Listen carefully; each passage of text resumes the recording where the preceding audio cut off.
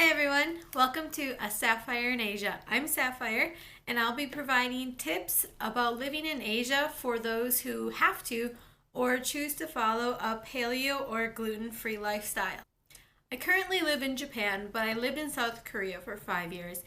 And in that time, I've learned ways to deal with people and just living in Asia in general, following a gluten-free lifestyle.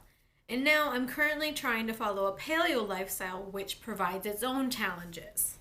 Today, I'll be talking mostly about going gluten-free. I'll provide you some tips about shopping, dealing with people who may or may not understand, and just lifestyle choices in general while being in Japan.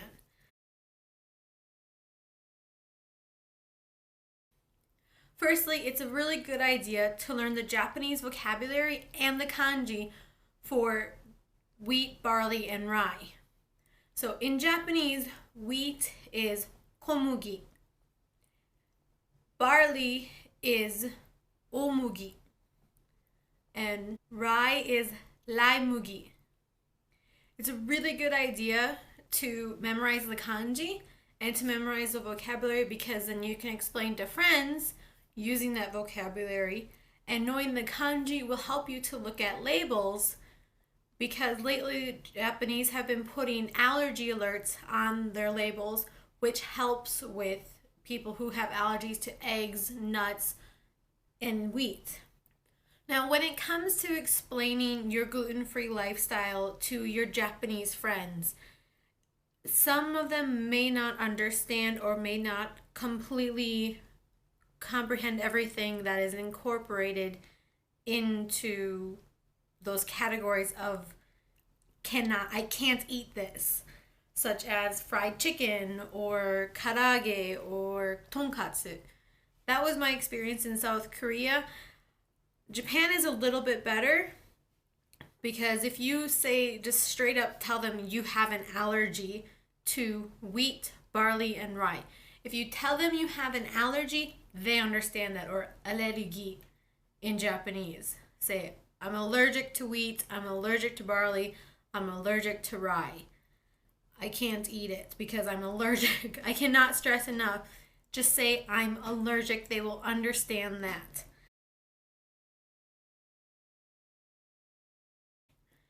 When shopping in Japan, it's very easy to come across fresh produce, meats, and most of your basic seasonings in the local grocery stores.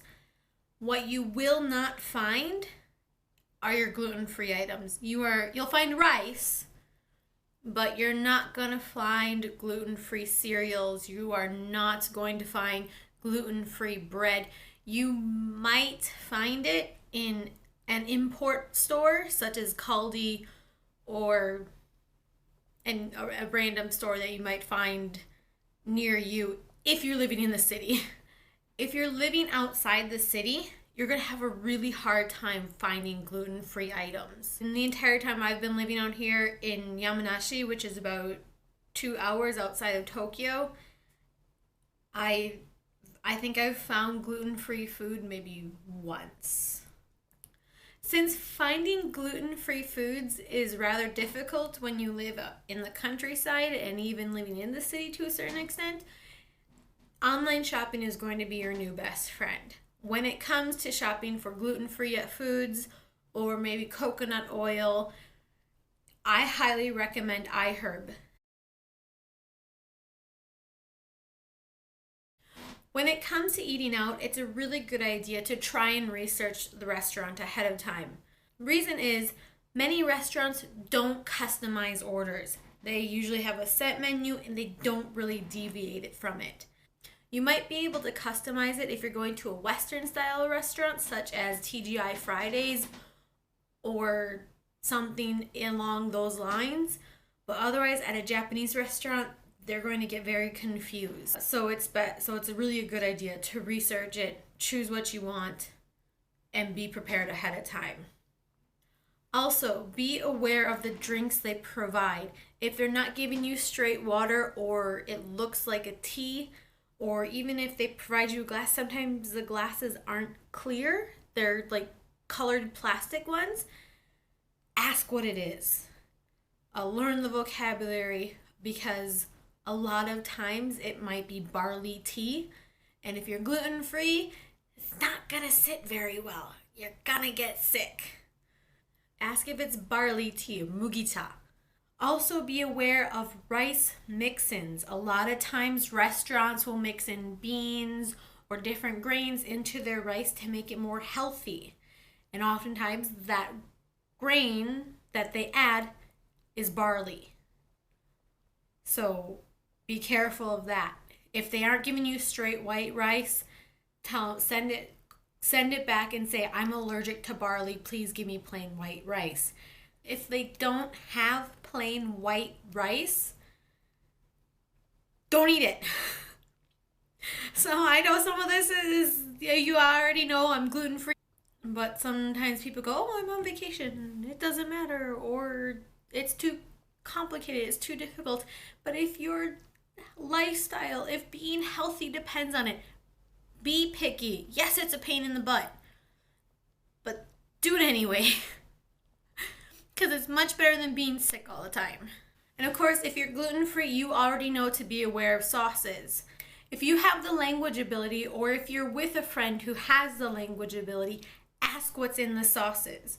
Because there are some delicious foods in Japan, such as gyudon, where you look at it and you think, oh, it's just meat, seasoned meat on rice. I should be able to eat it. What you need to be aware of is that seasoning is often a type of marinade, which may include soy sauce, which may or may not contain wheat. Some brands of Japanese soy sauce don't contain wheat, others do. It depends really on the restaurant and what they're cooking. One last note. If you are a teacher here in Japan, if you are an ALT at any school through any program that provides you with meals, such as, for example, me, I work at an elementary school. If I so choose, they provide me with lunch every day. Not only is it high in calories, though don't get me wrong, it's absolutely delicious. Most of the time it's very delicious. But one, it's high in calories, and two, there is always some form of gluten in that meal. Whether it's rice mix-ins, or they're having some sort of fried food, or there's bread, there's always something gluten. So I highly recommend you tell your school or your company from the very beginning that you are going to bring your own lunch. Well, that's all for this week. Please be sure to check back next week for another episode. Thanks for watching. Stay beautiful.